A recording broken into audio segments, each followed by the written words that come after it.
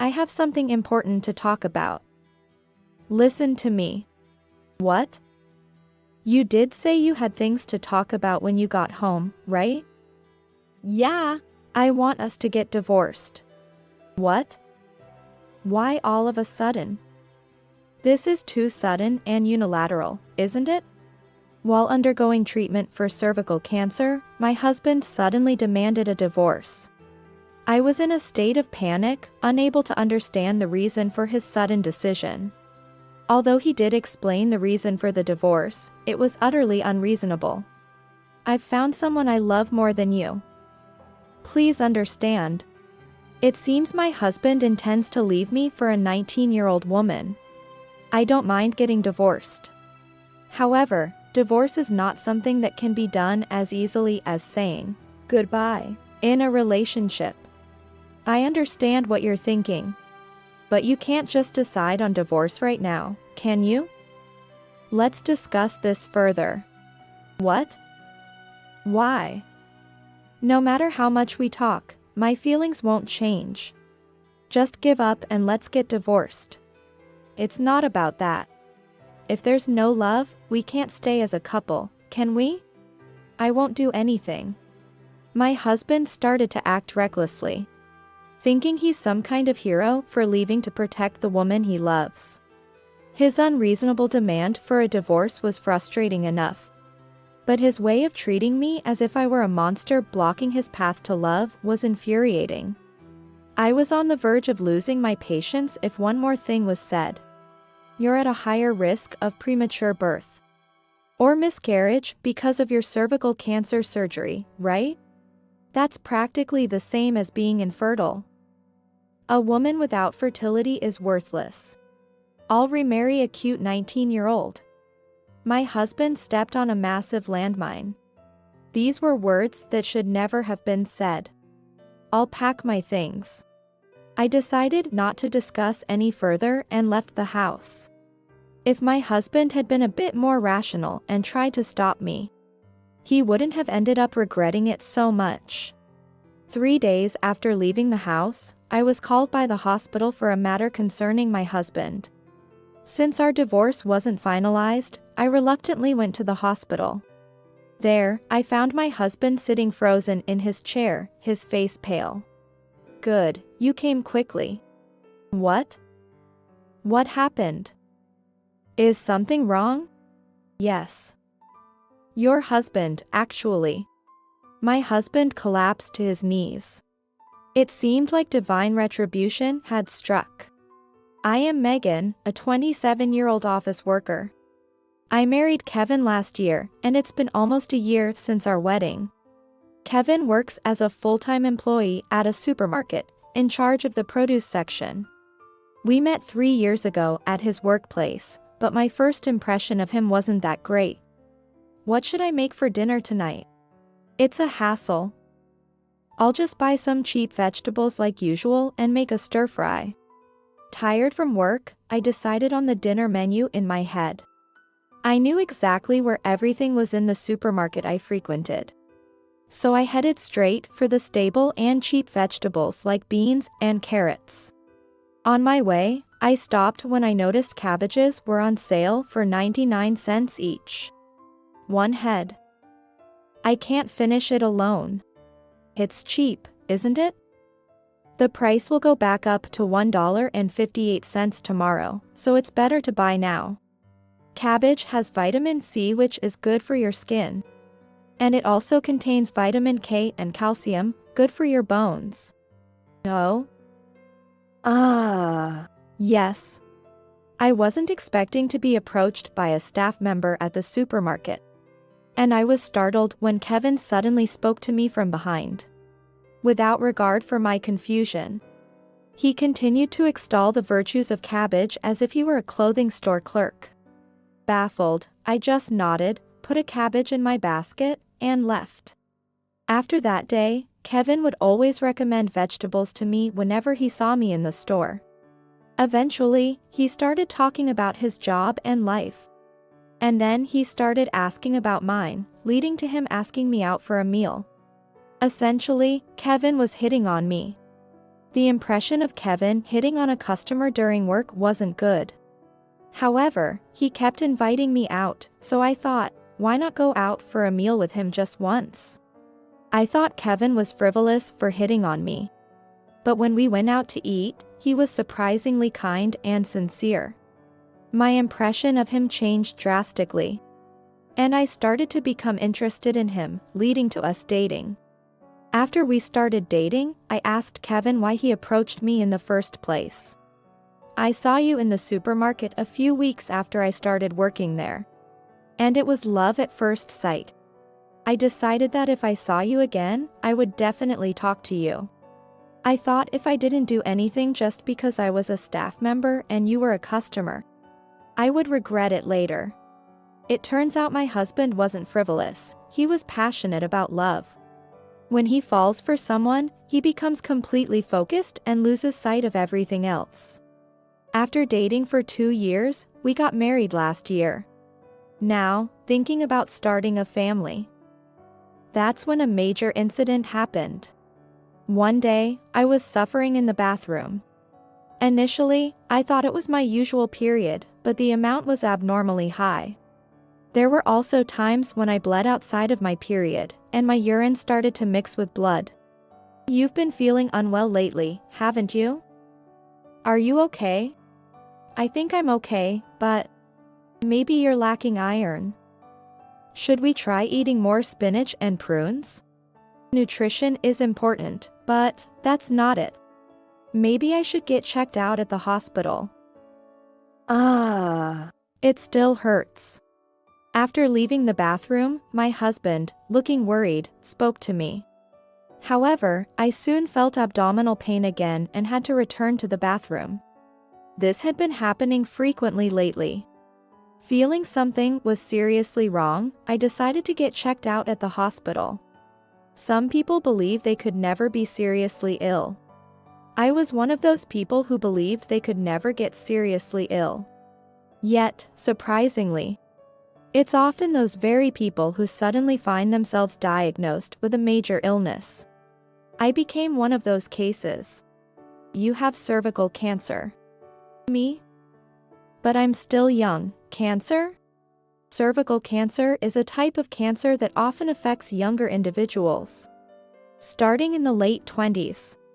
At 27, I never imagined I would be diagnosed with cancer. Hearing the doctor's words made me feel weak. And I could feel my back hunch over like an old woman's. However, the doctor offered some hopeful information. And by the time I left the examination room, my posture had straightened a bit. But the thought of having to tell my husband weighed heavily on me. And by the time I got home, I felt like an old woman again. On the night I learned about my cervical cancer, I was nervous about telling my husband as we ate dinner. My timing was off, and I couldn't taste the food, speaking less than usual. Sensing something was different, my husband put down his fork and knife and asked me, "You went to get your test results at the hospital today, didn't you? How did it go?" His question made my heart skip a beat. I put down my fork and knife and braced myself. I have cervical cancer. Cancer? But you're so young. They say cervical cancer can occur even in younger people. I don't know much about cancer, but can't they remove it with surgery? If they remove the uterus, doesn't that mean you can't have children anymore? Don't worry. It seems that's not the case. Surgery is necessary. But the disease hasn't progressed so far that they need to remove the entire uterus. So, even though it's cancer, treatment is possible, and so is pregnancy. Really? That's tough, but it's a relief that treatment and pregnancy are possible. Hearing my words, my husband seemed reassured and picked up his fork and knife again. Seeing his expression, I too felt relieved and continued explaining while holding my fork and knife. Cervical cancer forms around the entrance of the uterus, and the surgery involves using a laser to cut out a cone-shaped piece of that area. So, the shape of the uterus changes after the surgery. This change increases the risk of premature birth and miscarriage. But don't worry too much. Even though there's an increased risk, it's not like it becomes extremely high. Hey, we're eating right now. Can we not talk about surgeries and miscarriages during dinner? It makes it hard to eat. Oh, sorry. My husband stopped eating again at my explanation, which made me a bit too cheerful. I decided to continue eating silently, but the tension was gone from my expression. The following week, I was admitted to the hospital for surgery. It was supposed to take 2 or 3 weeks, but that was just an estimate. Depending on the situation, I could be discharged earlier, or it might take about a month. The thought of possibly spending a month in the hospital worried me about my husband's well-being. Make sure you eat properly. Don't fall into a bad diet. I always eat with balance in mind. You're the one who doesn't eat vegetables. And make sure you wake up on time for work, so you don't get late. I'm the one who wakes up earlier for work. You're the one who wouldn't wake up even if I tried. It seems my concerns were unfounded. My husband can manage on his own just fine. When my hospital stay began, I felt anxious about undergoing my first major surgery. And I couldn't sleep at all on the first night. Perhaps sensing my anxiety, my husband visited me the next day and avoided any talk of illness or surgery. This time of year, we get a lot of new student workers. A college guy started in the produce section.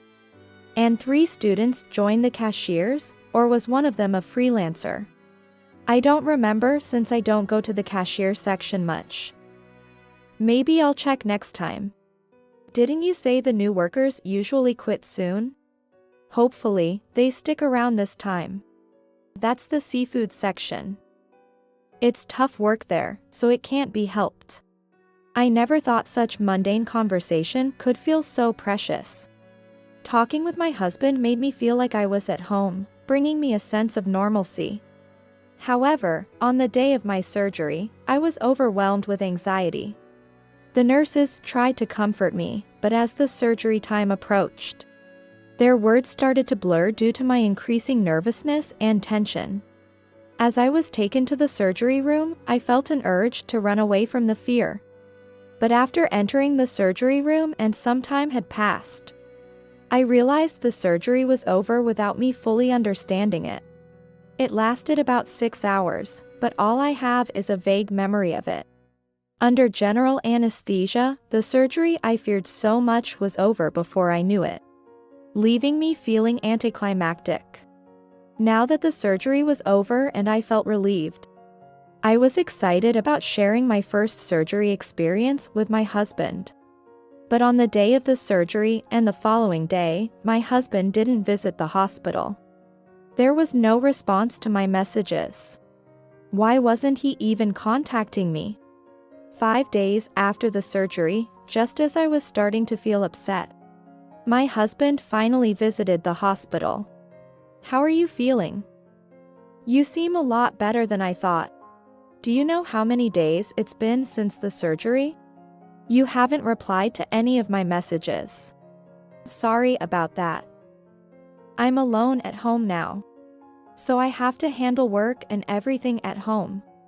I planned to contact you, but I always ended up falling asleep. Well, it's okay. Recovery is going well, and it looks like I won't be in the hospital for a month. That's good to hear. Are you eating properly? After surgery, your body is weak. So it's good to eat soft, leafy vegetables like Napa cabbage and cabbage, which are rich in water. Make sure you eat those. I eat what the hospital serves, so there's not much I can do about it. I had planned to unleash all my frustrations on my husband, but his words reminded me of the inconvenience I was causing him, and I couldn't bring myself to be too harsh. While my husband is capable of living on his own, it doesn't mean he isn't burdened. This made me even more eager to be discharged as soon as possible. Yet, my husband stopped visiting me again after that. Despite my messages, he still didn't reply. I understood he was busy with work and home. But it had been over a week without any response from him. How are you feeling? Is discharge still a while off? Hold on. I understand that work is busy and managing things at home is tough. But isn't it too much to not hear from you for over a week? Well, it seems like I'm not feeling well. Where? You look perfectly fine to me. It's not like I'm feeling sick or anything. My husband began to fidget and hold his lower body as if he was trying to hold in the urge to go to the bathroom. He seemed uncomfortable, which made me curious about what he was referring to, so I asked directly, "Why are you holding there? Did something happen?" "Well, it looks like I've developed some kind of rash." Is that because? I wondered if he had caught some disease, looking suspiciously at my husband. He seemed to instantly realize what I was thinking and started making excuses right away. Don't get the wrong idea. It's not like that. Guys can get rashes from sweat and humidity. I just didn't want to say it because it sounds unhygienic. Are you sure? You're not doing something you shouldn't, right? Of course not. I couldn't believe that he would cheat on me while I was in the hospital for surgery. So, I decided to trust what my husband said. I'll trust what you say, but you should see a doctor just to be safe. It's fine. It's just skin, right? If I improve my protein metabolism with vitamin B6, the rash will go away. I'll just eat some bananas and stay quiet. No, you need to see a doctor. No way. It's embarrassing to have someone look down there. My husband fidgeted again, holding his lower body as if the itch was unbearable. Although I think he should see a doctor, I don't understand much about men's issues. If my husband says it's fine, then it must be fine. Not wanting to talk about private issues in the hospital, I decided not to bring up the topic anymore. Another week passed. Again, there was no word from my husband. And the next time he came to the hospital was just before I was discharged. "Hey, I've come to pick you up." "Oh, are you the doctor? Thank you for taking care of my wife." As I was getting an explanation about future care from the doctor, my husband arrived. He hadn't been around to see how I was doing, so I thought it was a good opportunity for some payback. "Doctor, listen to this. My husband has a rash down there. And I've been asking him to see a doctor, but he's too embarrassed to go. He thinks he can cure it by eating vegetables." Hey, let's not talk about that now. A rash? That does sound concerning. What does it look like? At first it was just like sweat rash. But recently it got worse, started to bump up, and looks a bit like cauliflower, should I say? You should get that checked immediately. See, the doctor says so. Let's get you checked out now. Today's the day my wife is being discharged. And we have a lot to talk about at home. I'll get it checked tomorrow or after. Make sure you do. It's important to get it looked at as soon as possible. With the doctor insisting, my husband had no choice but to agree to visit the hospital, despite how embarrassing he found it. I felt a bit embarrassed for bringing it up in front of the doctor. But my husband must have felt much worse. Serves him right. Feeling somewhat vindicated, I left the hospital with my husband. It had been about 3 weeks since I was admitted. But it felt like I hadn't been home in much longer. Excited to be back, I energetically flopped down onto the living room sofa, my usual spot. Instead of sitting next to me, my husband sat across from me, at the other side of the table. "Megan, there's something important I need to tell you. Please listen." "What?" "You did say we had things to talk about when I got home, right?" Yeah. "I want us to get divorced." "What? Why all of a sudden?" Despite having just finished surgery and facing ongoing treatment, my husband dropped a massive bombshell. I was stunned, unable to respond after hearing such unexpected words from him. My husband continued to explain to clear up my confusion. Remember I mentioned a new cashier started? I've fallen in love with her. It happened while you were in the hospital. So I decided to tell you once you were discharged. I thought it might affect your recovery if I told you earlier. This is too sudden and unilateral, isn't it? It's not like I did something wrong, right? No, you didn't do anything wrong. It's just that I've found someone I love more than you. Please understand. Feeling dizzy with his words. I knew my husband was passionate and tended to be single-minded when in love. But I never expected this to apply even after marriage. This new cashier started around the time I was admitted, right? So, you were having an affair with her? That's why you didn't visit me in the hospital. Is your illness from that woman? Don't get it wrong. Yes, not visiting was because I fell for her. But we haven't started dating yet. We decided to wait until after I had broken up with you. So, there's been nothing physical. My husband looked at me with clear eyes. He wasn't lying, and his desire to pursue a relationship after ending ours seemed logical. However, it was overwhelmingly unfair. My husband might have romanticized his actions with passion. But essentially, he was just switching to someone he deemed better. What's her name, this person you like? Nicole. She's a student, right? How old is she? 19. Was she your type? I didn't fall for her because of her looks, but I think she has a cute face. It seems that's the case. Men's thoughts are simple. Younger and cuter is better. Looking at his passionate and straightforward nature from a distance. I wonder if it's always been this off-putting. I'm embarrassed by how happy I used to feel about my husband's passionate love. I'm fine with divorcing a husband who justifies his sleazy actions as a romantic runaway. However, divorce isn't as simple as saying Goodbye. like in a romance. There's a lot that needs to be discussed.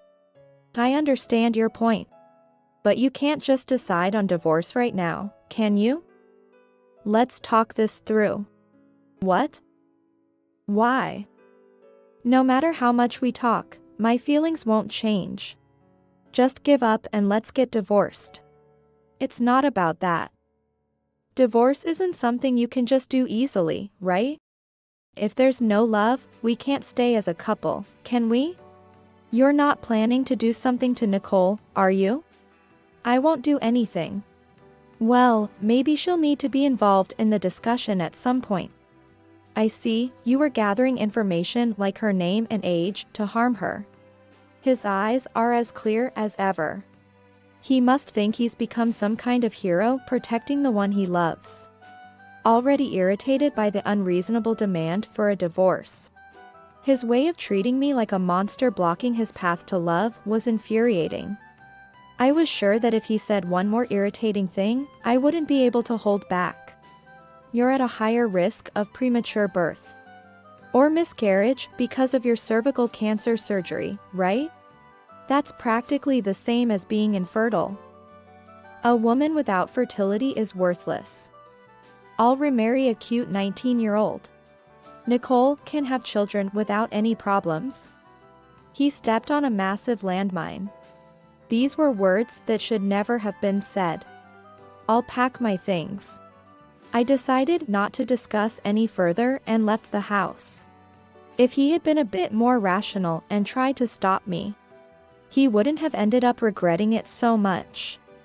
3 days after leaving the house, the divorce was still in process. But preparations were steadily progressing. It seemed likely that the divorce would be finalized smoothly.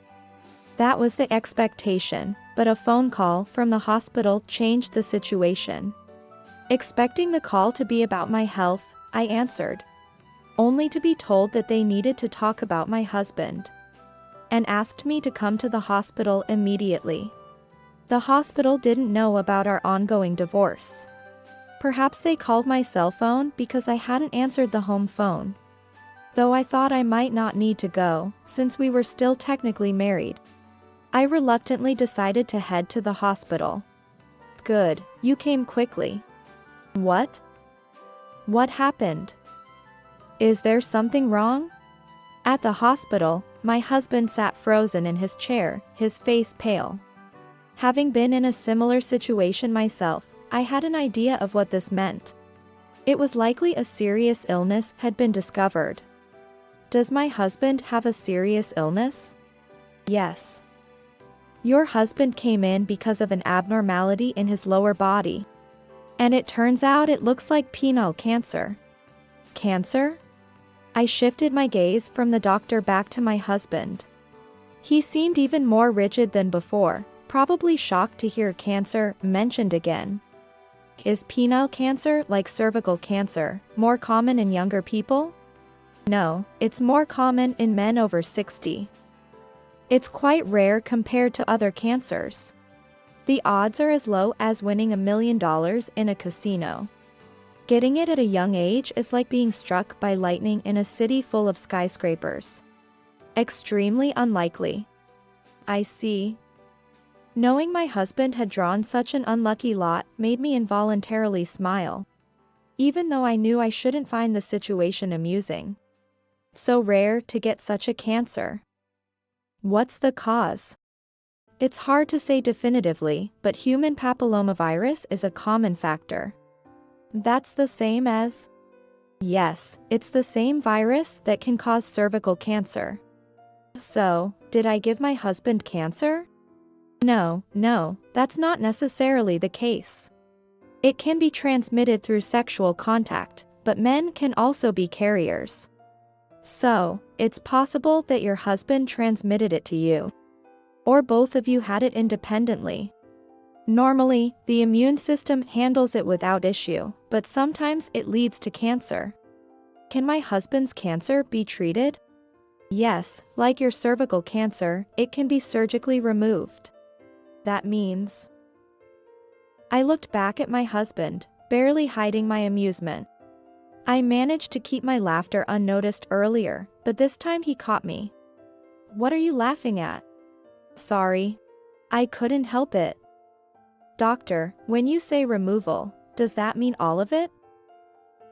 Given its progression, partial removal is likely. What about having children? It won't affect the ability to have children. However, there might be some loss of reproductive function and changes in appearance. Though we'll try our best to minimize them. Doctor, just go ahead and remove it all. What the hell is wrong with you? Frustrated, my husband tried to stand up and confront me. But his legs gave out from shock, and he collapsed to his knees. Despite his anger, he continued shouting at me while looking up from the floor. The doctor, unaware of our impending divorce, seemed confused by our exchange. Holding my stomach and laughing. The doctor just watched silently as my husband raised his voice at me. He had intended to leave me for a young and cute 19-year-old. Probably looking forward to enjoying his time with her. But now, he faced trouble in the most crucial part due to his excitement. Moreover, just as he pointed out my increased risk of preterm birth and miscarriage from my cervical cancer surgery, he now faced a risk to his reproductive function as well. Doctor, we're getting divorced. So there's no need to contact me about my husband's illness anymore. Well then, see you again. Make sure to listen to the doctor and focus on your treatment. Satisfied with the amusing story I heard, I went home. I would be completely satisfied as long as the divorce could be finalized as soon as possible. However, there was a bit of trouble regarding the divorce after finding out my husband was ill. A week after learning about my husband's illness, my phone rang again. Thinking it was about the divorce, I answered, but the call was about something else. Please. Let's pretend we never talked about divorce. What? Why all of a sudden? We've come this far, why now? I told Nicole about my illness, and she broke up with me. Really? I couldn't help but smile again. Luckily, it was a phone call this time, so there was no worry of being scolded for my reaction. I had somewhat anticipated this outcome. My husband tends to go on a rampage when in love. And the love of a 19-year-old is often impulsive. The two of them must have meshed well together. However, after hearing about the illness from my husband, Nicole, much like when I freed myself from the illusion of my husband's love, regained her composure. It was easier for Nicole to leave him than it was for me, given her age and options. With this illness down there, nobody will marry me. We're not divorced yet. Can we start over and support each other since we both have the same concerns about having children? You just want any young and cute girl, right? Don't say things like that. Work is tough.